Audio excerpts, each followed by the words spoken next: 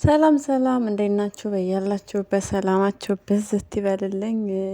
በባለፈው ክፍል ተሸፍኖ ሲታይ ታሬ ይመስላል ብያችሁ ነበረ።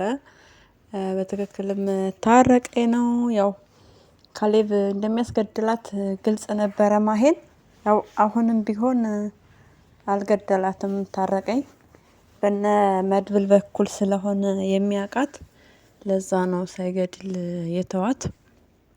ነገር ግን ሳይገድላት በመቅረቱ ለታረቀኝ በጣም ከባድ እና አስጊ ነገር ነው።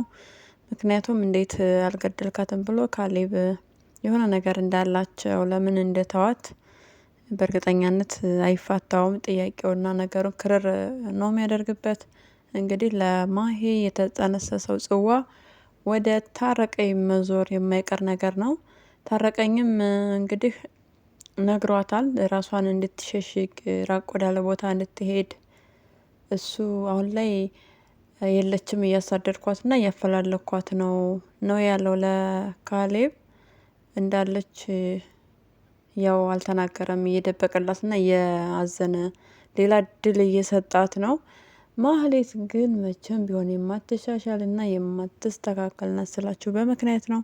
አሁንም ድረስ አለች ቁጭ ብላ ስለ ነፍሷ ምናምን ሳይሆን የምታስበው ስለምትበላና ስለምትጠጣው ነገር ነው የምታስበው።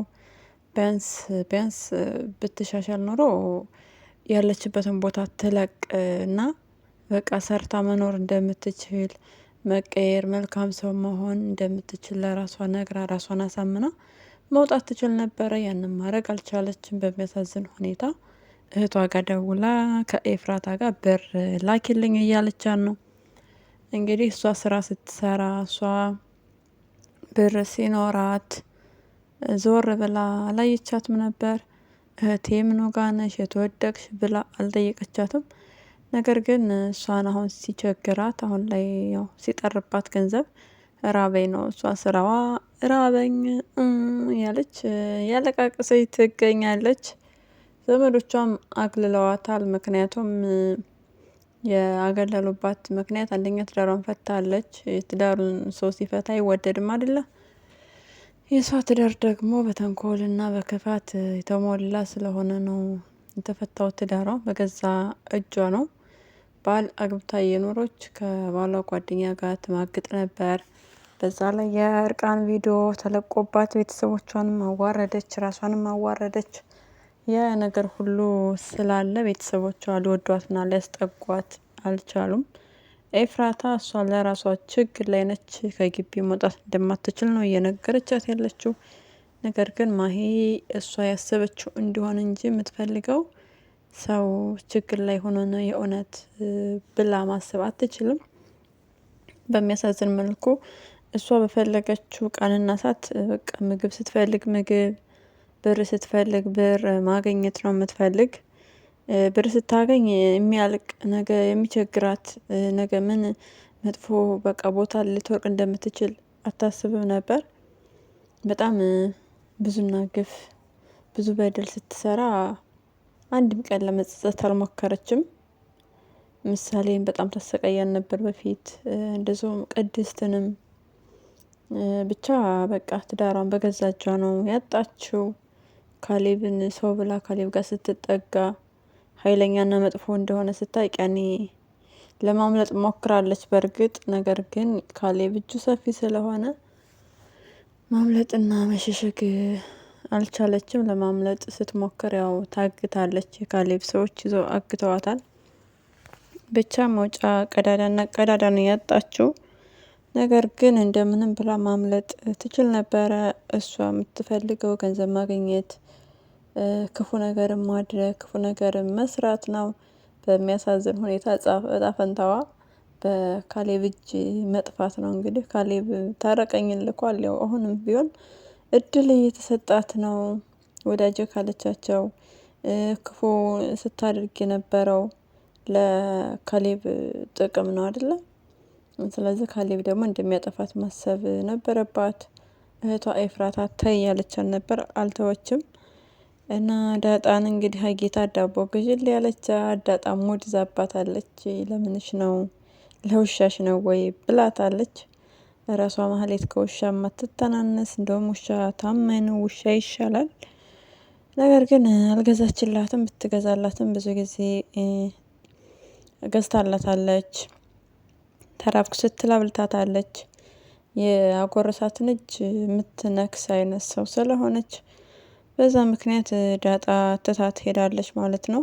እኔም ባው እንደዛ ነው የማደርገው። እናንተስ ብትሆኑ ምን ታደርጋላችሁ? ብዙ ጊዜ እድል ሰጥታችሁት እናንተን ለማጥፋት የሚያሰር እናንተን ለማጥፋት በቃ የሚተጋ ሰው አስባችሁታል? በጣም ከባድ ነው ተደጋጋሚ መልካም ነገር ማድረግ። እንደውም ደፍታት አለመሄዷ ራሱ ዳጣ ምግባር ያላት ሰው ስለሆነች ነው። ዳጣዬ ይመችሽ። የድራማው ድምቀታችን ነሽ፣ እንወድሻለን። እና የቅድስት አክስት የሰውን ትዳር ታፋታለች፣ ለራሷ ደግሞ መድብል ጀግናውን ታሳድዳለች። መድብል የሰገንና የሰገን ብቻ ነው። አለምዬ እርምሽን አውጭ፣ ጢም የሌለ ወንድ መሰልሽ ብሎሻል መድብል። እውነቱን ነው። ጺም የሌለው ወንድ ነው የምትመስይው። እንግዲህ የማይካድ ሀቅ ነው። የሰውን ትዳር እያፋታሽ አንቺ ትዳር ይዤ እኖራለሁ ብለሽ ማሰብሽ በጣም ትገርሚያለሽ። እና ደግሞ መድብል የሰከረ መስሎሽ አጋጣሚውን ለመጠቀም መፈለግሽ። ልጅ ስለወለድሽለት መድብል በጭራሽ ሊወድሽ አይችልም። ማወቅ ያለብሽ ነገር ቢኖር ይሄ ነው። በጭራሽ ሊወድሽ አይችልም። ምክንያቱም እንደነገረሽ ጢም የሌለው ወንድ ነው የምትመስይው።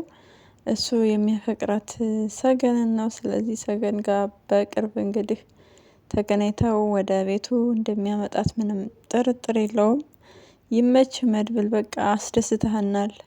እንኳን የአለም እቅድ አልተሳካላት፣ እንኳን የእቅዷ መፈጸሚያ አልሆንክ። ቅድስት ፍች እያለች እንግዲህ የእህቷን ባል አፋታ የእህቷን ባል ወንድም ለማግባት ማሰብ ማለት ይሄ በጣም የሚከብድና የሚደብር ነገር ነው።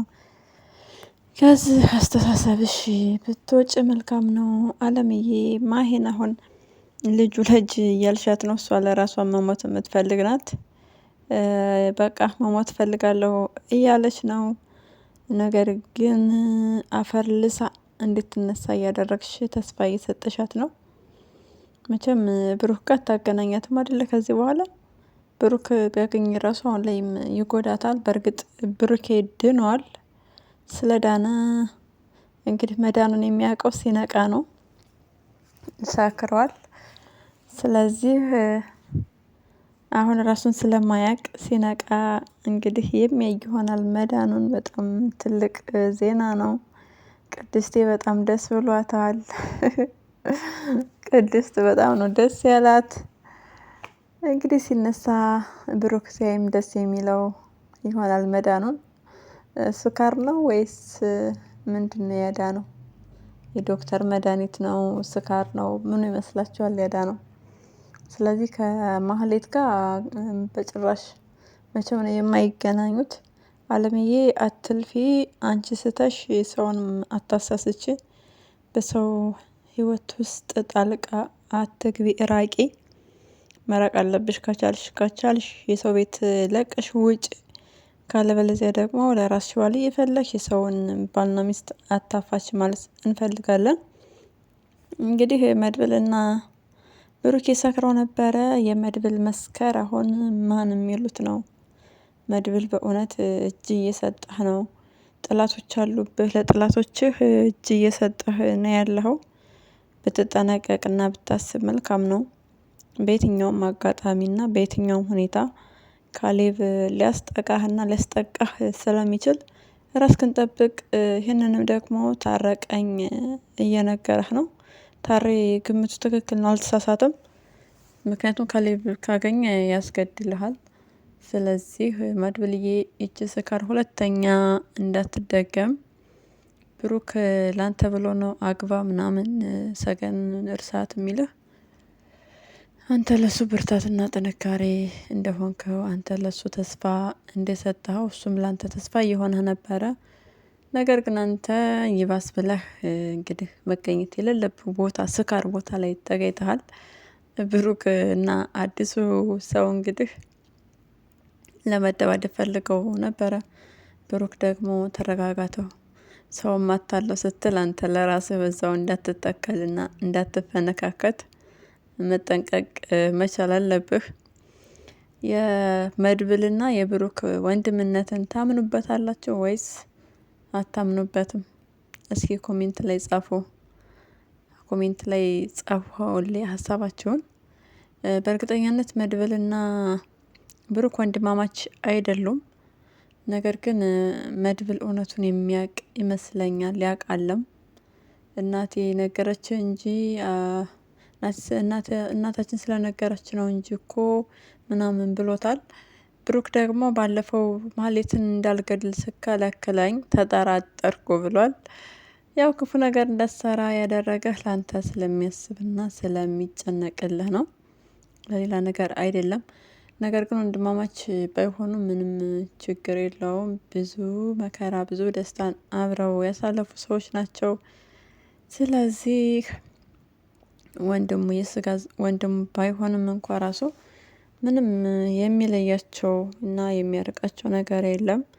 መወለድ ቋንቋ ነው። ስለዚህ አንድነታቸውን ነው እኛ የምንፈልገው። ይሄ ወንድሜ ነው ወንድሜ አይደለም የሚለውን ለማጣራት ራሱ እንዳትሞክሩ። ከዚህ በኋላ ምንም ነገር እንዳታስቡ።